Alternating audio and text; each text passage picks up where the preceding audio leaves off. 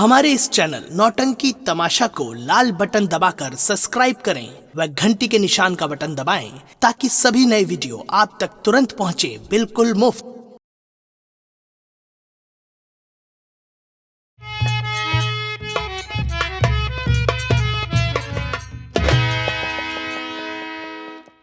साथियों,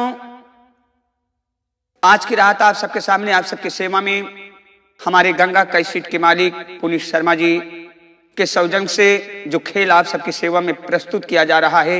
आज की रात आप सबकी सेवा में हंसी मजाक, दुख सुख, लड़ाई झगड़ा, मार पीट, चोरी डकैती, खून कत्ल, नाच गाना, चुम्मा प्यार, इन सब चीजों से भरपूर कहानी आज की रात आप सबकी सेवा में पेश किया जा रहा है। बहिन का बदला भाई पगला उर्फ डाकू लारा सिंह। प्रेम से बोलो शंकर भगवान की। दोस्तों, कहानी की शुरुआत होती है सीतमपुर गांव से। आइए मुलाकात करवाते हैं हम सीतमपुर में रहने वाले जाने माने जद्दार बाबू लंकेश से। तो बाअदब मुलाजा होशियार आप सबके सामने इस हवेली के मालिक बाबू लंकेश पधार रहे हैं।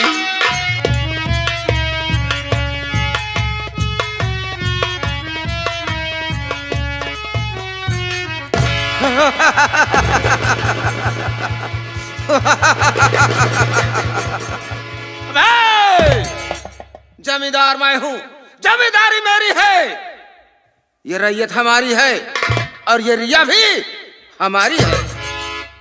लेकिन मैं देख कह रहा हूं, वो चौकीदार ना मालूम कहां गायब हो जाता है। जब मैं आता हूं हमेशा गायब रहता है।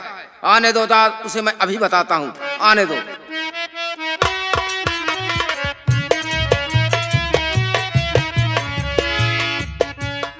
बाबू साहब जय शंकर। जय शंकर रे। एक बात ये बता, जब मैं आता हूं हमेशा गायब रहता है। बाल में लेट क्यों हुआ? कल लेट हुआ? बैठा बाबू साहब, सब कुछ बतावत है। बोल। बाबू साहब, आप खिए से जल्दी हमका फुर्सत ना मिलत। आज जब हम फुर्सत पाए बाबू साहब तो हम चला गए अपने घरे।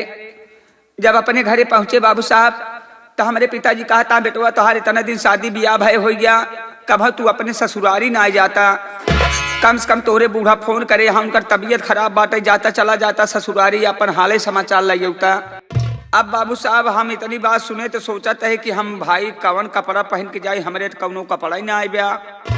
फिर सोचत है कि कुर्ता पैजामा सब क्यों पहन के जाते, जीन्स का पैंट पहन के सब क्यों ससुरारी जाते। काहे ना हम कौनो नवा फैशन निकाल के तब ससुरारी जाई। ठीक सोचा बे, ठीक सोचा। ताकि चार आदमी देखें तो कहा फलानिया के मेहमान कितना सज बज के आए यहाँ आया हुआ है। अब बाबू साहब हम पहुंच गए पहले नंबर टेलर खिया। कपड़ा लग जब हुआ पहुंचे बाबू साहब तो सोचते है काउ सियाई कुर्ता पैजामा तो सबाई पहना थी, काहे ना हम एक ही चड्ढा कुर्ता सियाई ली। सही सोचा। अब बाबू साहब हम सोचे, और सोचे के बाद में हम टेलर भाई के ऑर्डर दी दिन हमके एक ही हमका गांठी तक के कुर्ता सीजा, और जवन कपड़ा बचाई ईमानदारी से एक ही हमका चड्ढा सिल रहा। सही सोचा। अब बाबू साहब कपड़ा सिलाई के हम जब घरे पहुंचते है, नहाए धोए झाड़ बारे। बार झारा? हाँ बाबू साहब, तो बोलना भी नहीं आता। कपड़ा उपड़ा जब पहन लीन बाबू साहब, गमछा रखे कान्हे पे चल दीन ससुरारी। बाबू साहब जब हम ससुरारी जाए लागे तो हमारे ससुरारी जात के समय एक ही रास्ता में नदी पड़ा था। जब नदी किनारे पहुंचे बाबू साहब देखा तहे न कौनो नाव न कौनो मल्ला। हम सोचा तहे रास्ता कैसे पार करी। अब हम इधर उधर देखे बाबू साहब, जब क्यों ना देखान तो लागे हम अपन नदी में ही लय। क्या कहा बे? हाँ बाबू साहब, अब जैसा तो हम नदी में हिला चला जाते ही वैसा तो पानी बाढ़ चला आवत है। अब हम अपन सोचते है कि अरा अब आगे और जाबे तो हमार चड्ढा सब बेकार हो जाए। सही है, भीग जाएगा। हम फिर निकल आए नदी के छोरे पे। जब नदी के छोरे पे निकल आए बाबू साहब, इतने में देखत का ही कि यारी बगल जब हमका क्यों ना दिखान तो हम ये सोचे काहे ना अपन चड्ढवा खोल के कन्हवा धई ले। जब नदीवा पार कर लेबे तो हम अपन चड्ढवा फिर से पहन लेबे। अब बाबू साहब हम अपन इधर उधर देखे, जब क्यों ना दिखान तो झट से हम अपन चड्ढा उतारे, पट्ट से कान्हे पे धई ली। लागे हम नदी में हिले बाबू साहब।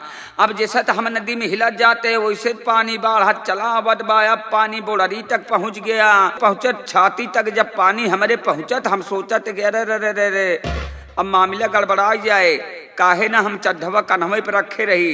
अब बाबू साहब कहाँ छाती तक जब हमारे बढ़िया पानी चढ़ गया, हम कैसे कैसे जब नदी पार भये तो हम अपन इधर उधर देखे, जब क्यों ना देखा ना अपन हम कुर्ता छोड़ दीन पहुंचे जाए के ससुरारी। अब जब ससुरारी पहुंचते है बाबू साहब तो हमार सराहज निहुरे निहुरे निहुरे निहुरे दुआर बटोरत रहा है। अब बाबू साहब जब हमका उ देखे तो कहत बा वह हमारे नेपान आए गे। नेपान क्या है बे?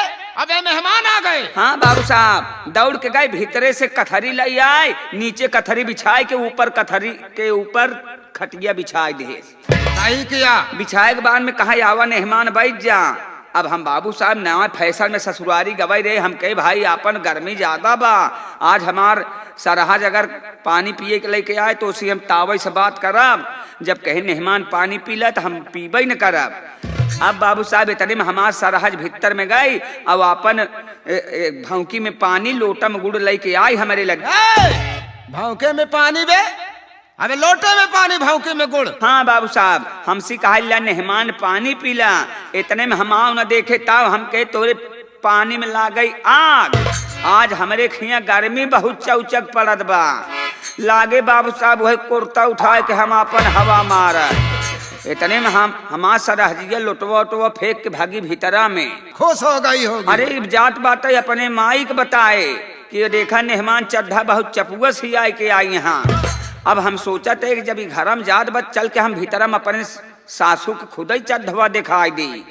अब जब आंगन में हिलते तो हमारे बूढ़ा तो उठ पाता ही न रहा है। हम कहे बूढ़ा बैठी रहा, कहा मेहमान गर्मी ज्यादा पड़त बा। हमके हाँ का करबू बूढ़ा गर्मी ज्यादा पड़त बा, लेकिन तू चिंता जिन कर अलावा हम तो हाँ की देते है। जब लागे बाबू साहब अपन कुर्ता उठाए के हवा मारे, इतने में हमारे बूढ़ा जवन चली ना पावत रहे, नोता गिरत परत भागिन भीतरा से बाहर साले कारनामा ऐसा कर रहा था। अरे बाबू साहब हम समझ गए कि हमारे बूढ़ा भले ना चल पावत यहाँ, लेकिन हिम्मत कई जात यहाँ गाँव बताइए कि हमारे फलनिया के मेहमान यहाँ सरऊ कितना बढ़िया चड्ढा पहन के आए यहाँ। गौनम 4 छजने हो यहाँ चली, हम इनका सबके बताइन दे। अब बाबू साहब जब पहुंचते है चौराहा पर देखा तो मजे की भीड़ लगी रहा है। अब हमारे तरफ क्यों ध्यान ही न देत रहा है। इतने में बाबू साहब हम दूधा खोखे खेखारे। इतने में जब 4-6 जने हमारी तरफ लगाई लागे तो हम यही कहे लागे कि साला गर्मी बहुत पड़ा था। साला गांव में दिखा रहा था चड्ढा। अरे बाबू साहब जैसे हवा मारे लागे ना, इतने में 4-6 मेहरारू तो भाग लिहिन भीतरे में। अजमन मन सेधु बचन अपन बाही बटोरत हमारे तरफ आवे लागे। हम समझ गए कि ये सब आवता पूछिया कहाँ से आया, हम बताऊबे न करब किरानीगंज साहू टेलर खिया। नहीं तो वो भी सिला लेंगे साले। एका पूछिया सूतिया की टेरी काट तो हम का बताऊ। अब बाबू साहब जैसे हम अपन कुर्ता उठा के नीचे लखत है, हमका का पता बाबू साहब की नदी में हमार चड्ढा बह गया। साले वहाँ साला गन मशीन दिखा रहा था पागल कहीं का।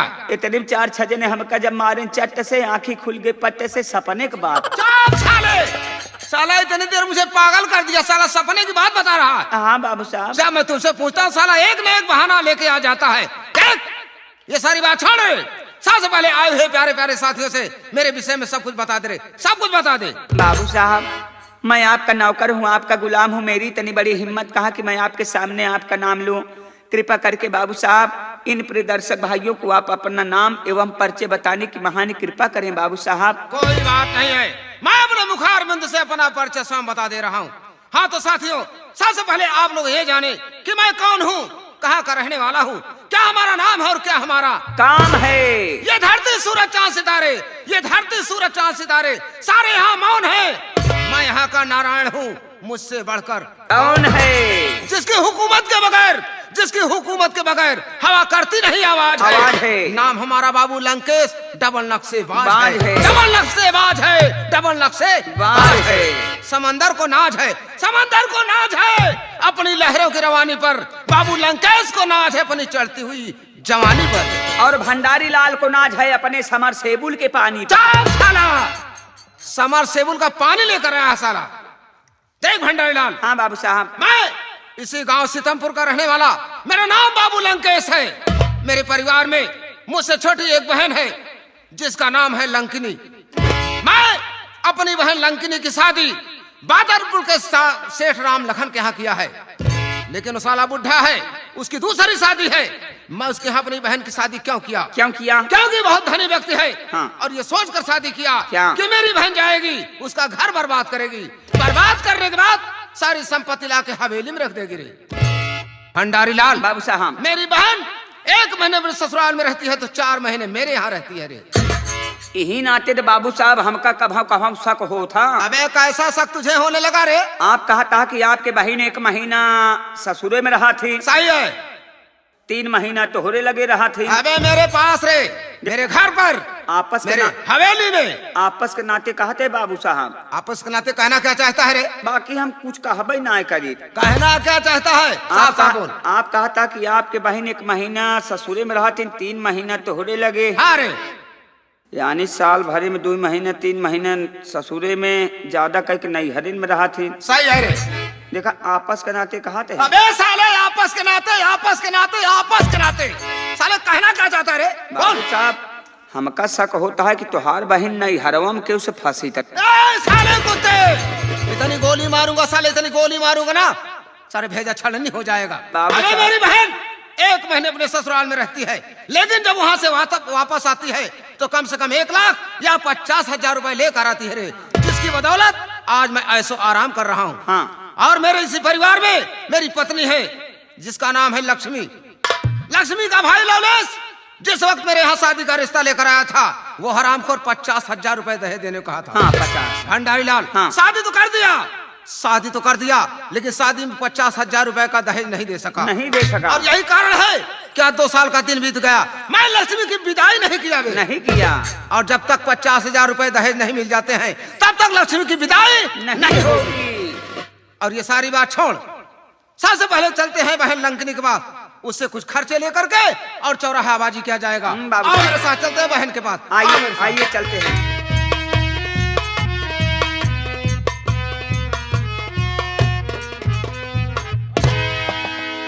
भैया बाबू, आप सब हमार परिचय ला। हम के ही कहाँ के रहाई वाला ही,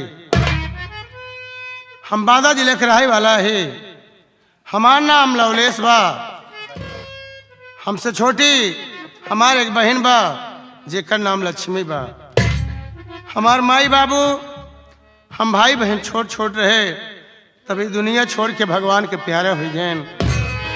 बहन लक्ष्मी के परवरिश के है, बहन लक्ष्मी सयानी हो गई। ओकरे शादी के रिश्ता लेके जिक्रे यहाँ जाई, केहू 1 लाख मांगई, केहू 2 लाख मांगई।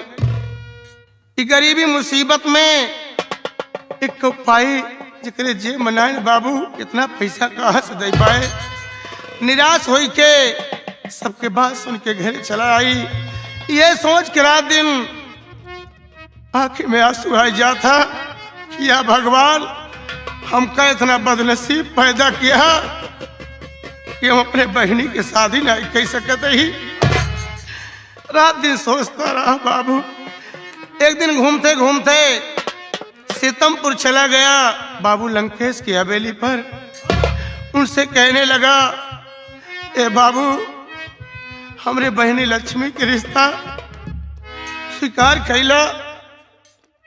वहां पर भी दहेज की बात आई। कहने लगे ठीक है, शादी तो कर लूंगा, लेकिन 50,000 दहेज चाहिए। मरता क्या न करता बाबू, 50,000 मान ले। बहनी की शादी हो गई, बहन अपने घर चली गई, लेकिन 50,000 रुपया आज तक हम दे नहीं पाए। 2 साल हो गया, लेकिन हमरे बहनी की विदाई नहीं होत बा। कल राखी का त्योहार बा। आज सीतमपुर जाते ही बहनी की विदाई के बाद करब। विदाई हो जाए तो घरे ले आई कि चला आओ, और न विदा करी ही तो राखी बनवाई के बहनी से घरे चला आओ।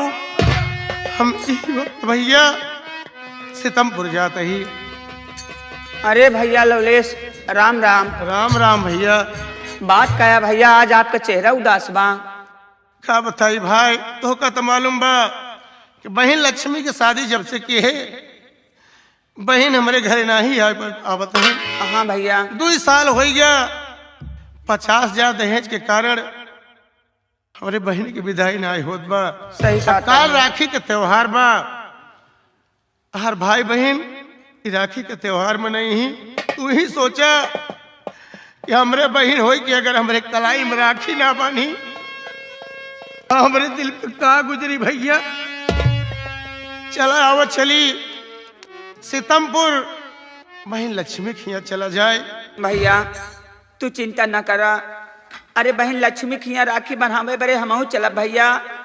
जब से बहन लक्ष्मी के शादी भैया 2 साल के दिन बीत गए भैया। 2 साल से हमरे कलाई सुनी पड़ी रहा था भैया। तू चिंता न करा।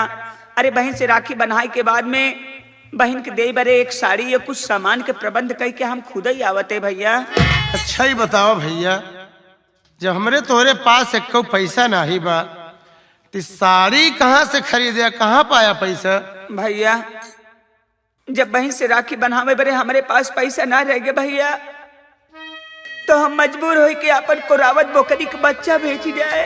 कोरावत बकरी का बच्चा बेच रहा है? अरे बकरी कोरावत रही, बकरी ही बेच रहा है तू? नहीं भैया चिकबस पैसा ले ली है। जब भी आए तब बच्चा हम दे देबे। जब भी आए तब बच्चा देबे तू? हाँ भैया। चल कोनो बात नहीं बा भाई। आवा चली बहन लक्ष्मी खिया चला जाए। पंचव आप लोग से हाथ जोड़ते है। आप लोग हमार झोपड़ी रखाया दोनों भाई जाते है बहनिया उरे। भैया तो मान ल कल लौट यहाँ हम 15 दिन बाद लौटब। हाँ 15 दिन रुक हुआ कहीं बहनी बिटी रखी है भैया। जाबा बहनी के नुकसान करे बरे। अच्छा साथ अरे दहेज तो दे नहीं पावा था। जाबा ऊपर से खाए ताना सुनबा। चला भैया लौट चला आवा चल।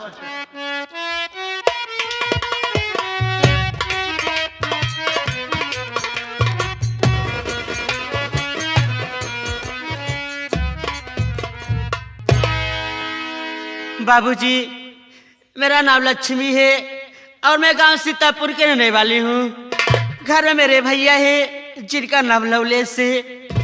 क्या बताऊँ परमात्मा, मेरे भैया इतने गरीब इंसान कि मेरी शादी में मेरे पति को 50,000 रुपए दहेज माने थे। गरीबी के कारण मेरे भैया मेरे पति को दहेज न दे सके तो वही दहेज के लिए मेरे पति जी और मेरी नना लंकनी ये लोग मुझे बहुत सताते हैं भगवान।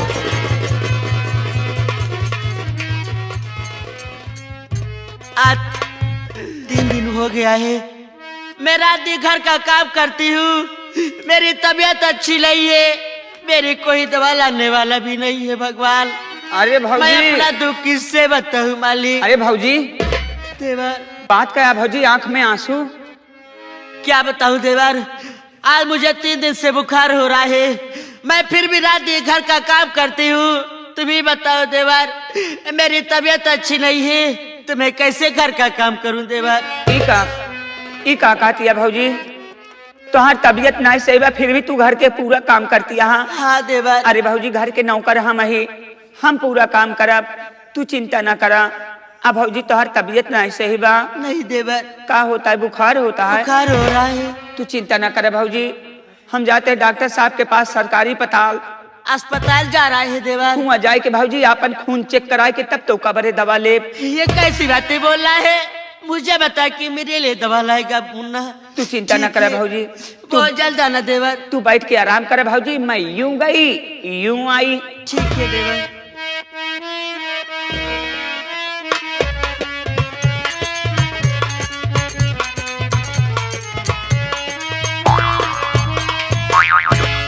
बाप रे बाप, अब दुनिया न रहे मोरे भाइयों। 10 बजत है, घरे में झाड़ू न पोछा, चूल्हा न बासन, चाय न नाश्ता।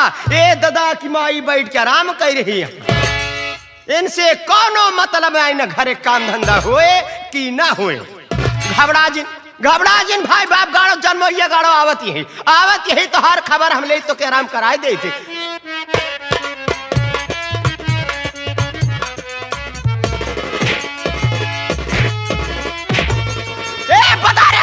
लक्ष्मिया 10 बजने के आगे है, अभी तक घर में झाड़ू ना पोछा, चूल्हा ना बासन, और तू यहाँ बैठकर आराम कर रही है हरामजादी।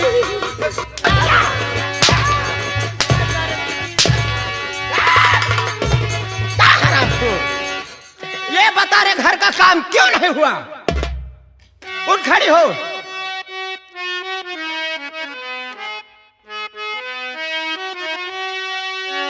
तो ठीक की तबीयत न दीदी, ये मेरी आज है।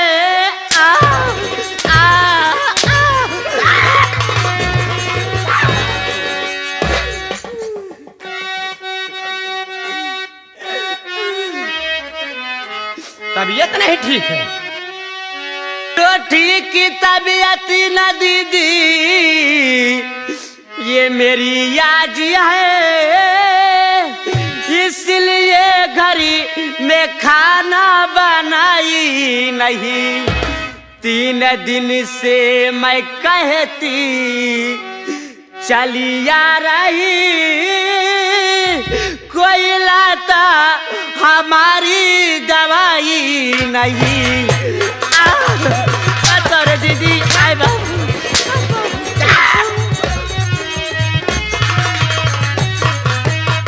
तेरी तबीयत का ठीका अरे ना मैंने लिया रे तेरी तबीयत। तेरी तबीयत का ठीका ना मैंने लिया, जान से चाहे मर जाए तू कल मुही, काम घर का तुझे सारा करना पड़े, वरना मैं मार डालूं तुझे कल।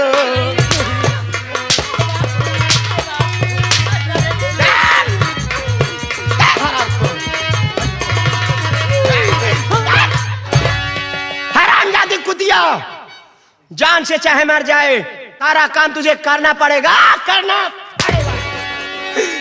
दीदी मैं आपसे सच बता रही हूँ कि मेरी तबीयत अच्छी नहीं है, इसलिए मैं घर का काम नहीं कर पा रही हूँ। दीदी उसका काम है रे? दीदी देख लो मुझे बुखार हो रहा है, इसलिए मैं घर का काम नहीं कर पा रही हूँ। देख लो दीदी। रे बाप रे, जवान जवान फलाने कहीं के छोड़ दी, वही हमका सिखावे चली यहाँ। नहीं दीदी, हम तो का सिखाए पढ़ावे नहीं बैठी दीदी, तो ऐसे सही बताओ थी हमारी तबीयत नहीं सही बा। लेकिन दीदी एक बात ही बतावा, घर में तो तू तो रात हूँ ना दीदी, हम देखी थी तू रात दिन का एकरे दरवाजे का ओकरे दरवाजे घूमत रात हूँ दीदी, घरे काम कौनो नहीं कर तू। लेकिन दीदी एक बात सुन लो कान खोल कर, अब घर का काम मैं नहीं करूंगी दीदी, अब घर का काम तुम्हें करना पड़ेगा। बाप रे, देखा मरे भाई, हमारे ही बिल्ली हम ही से म्यों अंडा चली मुर्गी का समझावे का दादा की माई, हम घरे काम कर तू बैठ के यहाँ आराम कर भी हूँ। तू आराम कर हर जाइए तो के हमारा दीदी मत मारो। ये दीदी छोड़ भाभी पे हाथ, अरे बेशरम अपने हक में न रंडी, तू अच्छा किया मान लेती आज देती बेटी के समय, प्यारी भाभी के संग में गद्दारी।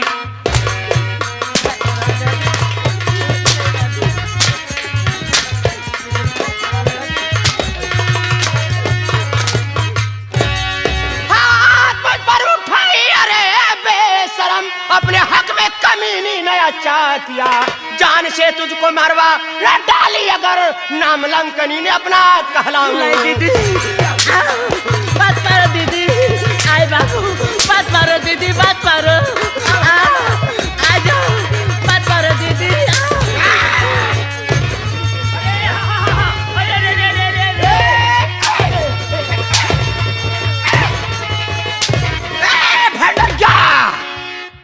कैसे बीच मारे? बुआ माफ करा, बीच में हम तनिक जगह पे आई थी। बीचे में है ये बता, हाथम काल है हरे कुछ ना विद्या जी माइक माच कुछ नहीं लिया है ना। हाथ दिखा, हाथ दिखा, हाथ दिखा रे, दूसरा वाला हाथ।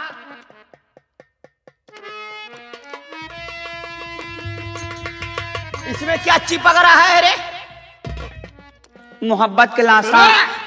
गाड़ू मोहब्बत के लाशा लेके आई है। दोनों हाथ एक साथे दिखाओ। उनका का मटकिया बात है। दोनों हाथ एक साथे दिखाओ।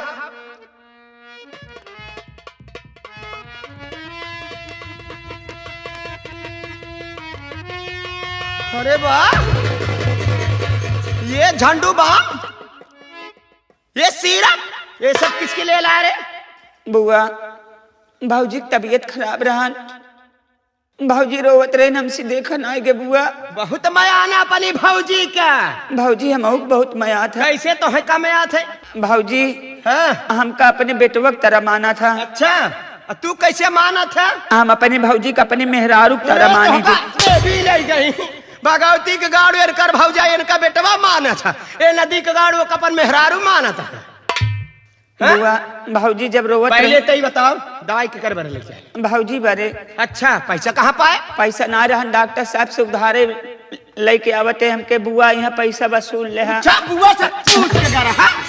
बुआ से पूछ के करा? 10,000 रुपया दी तोरे बाप की दाढ़ी में। एक बात ही ना समझ पावते बुआ, आज सवेरे तू काहे गरमान हम गाय भाई से हो गई, ले चला बलाक दिखावा गरमाई गई। एक बार बता दे बुआ, अब मुँह चमार का बात करे संभाल के बोला तो ना ते हमका सबका मन से रू समझते ये तो का मन से समझता है रे। बता दे बुआ, हाथ जा जी नु करा का करबे रे? 10,000 का नाती ला तमरुआ भगवती के गाड़े गरियाव तो जिन हमहू गाड़ी दे सके थी तो का करबे? नहीं गरियावा गरियावा रे 10,000 का नाती ए ला तमरुआ ए भगवती के गाड़े, तेरे बाप की दाढ़ी में, तेरे पुरखा की दाढ़ी में, तेरे दादा की दाढ़ी में, तोर मां की मरमरात की हजकती चली जाए।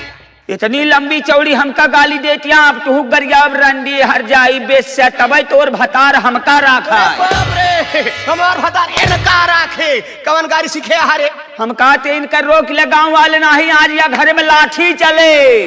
लाठी चलाऊ बे? मार होए, मार कर बे, मार होए, लाठी चलाऊ बे? हाँ करे हे बंडा गया तो मेहरार सुमन से वो देखो बे रे। नहीं का करबू तो लड़के से लगबू। लाठी चलाऊ बे? हाँ ले जा भगवती के गाड़े, आ तेरे बाप की दाढ़ी में हाँ तेरी मेहरारू तोर ले नदी के गाड़ुआ हम कहते गाँव वाले के हमका पकड़ लेना ही मार दे। लाठी चलाऊ बे ताई? हाँ आ तोर माई अगर दूध पिया भगवती गाड़े आ देखी तोर मन से दुआ। अगर तू माई के दूध पिए है तो हम अपने बाप के दूध पिए। बाप रे, करे अपने बाप के दूध कैसे पिए रे? जब हमार माई मर गए बाबू हमका जियाबे बड़े बाजार से पाउडर वाला दूध पियान, बाबू दूध तो भवा। तो लाठी चलाऊ बे? हाँ तेरी मेहारू की ए इले इले इले इले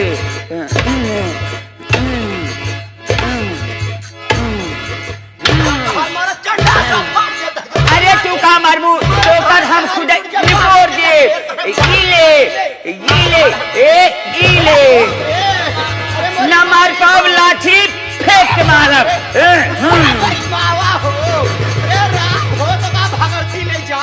अरे राम हो, अरे मोरी माई मारे से नदी ये पेड़ हुई तो सुन हो जाए। अरे राम हो, अरे मोरी माई अरे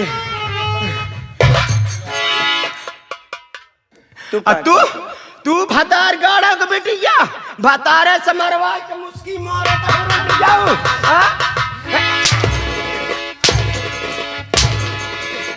हे दीदी, हम सोचत ही दीदी कि तू हमारा ननद यहू, हम तोरो पर का हाथ उठाई, लेकिन तू हर जाइयू। तू भाई बाप गाड़ो बहुत बार बुटाई गई बाटू, यह तुहार 4 सहू रहा है जौन भतारे खिया ठिकाना नहीं लागत बा। तोरे बाप का कमाई खाता है रे? हर जाइयू भाग भागी नहीं हरे रहत या खूब रात खाद बाटू वो करी नहीं, भैंस तो मोटान जाती है हर जाई। है गनसैयवा है रहसैयवा है दिजैयवा कहू खाए के भाई से तैका झुरल जाता है। हर जाइयो तो हंसे बच्चे तब तो हम खावे। आज तो हर जाए तो हर ना मोटाई हम पचाई दिए ना, तो हमारा नाम लक्ष्मी ना हम जादी।